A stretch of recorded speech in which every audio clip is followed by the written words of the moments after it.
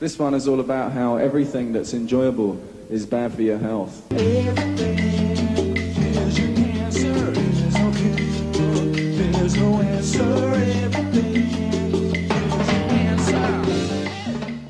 What possessed you to write a few years ago such a meticulously annotated and thought through manifesto against smoking bans? I think it shows that governments are blurring the line between what's a public space and a private space.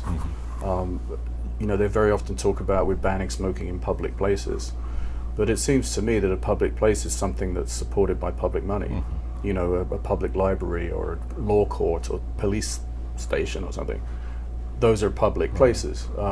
A bar is clearly not a public place. It's private property, it's private business. Is it right for the government to say, you know what, smoking is bad for you, so you should not be allowed to do it? Or should that be an individual choice?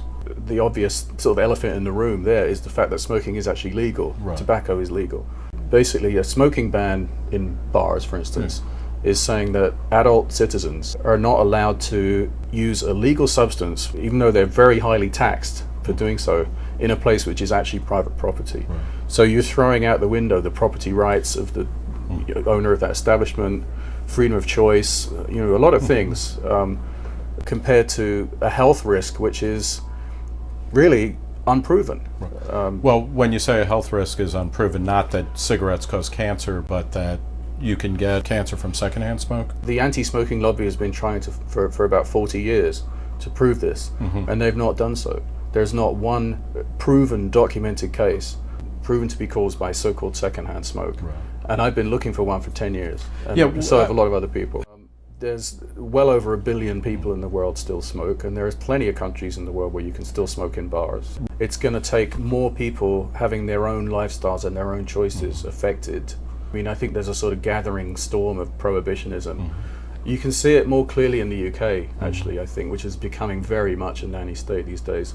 But alcohol prohibitionism is really on the rise, and a lot of times the same people, they're networking with the anti-tobacco people to say, how have you been so fantastically successful? Yeah.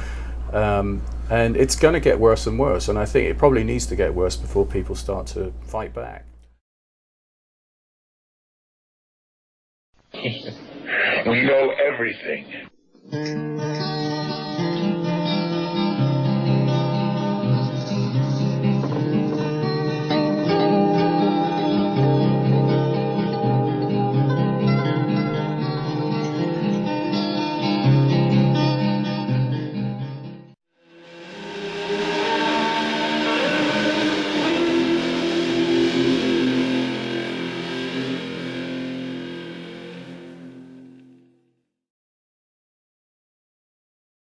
It's Chris Christie. He's a jerk off.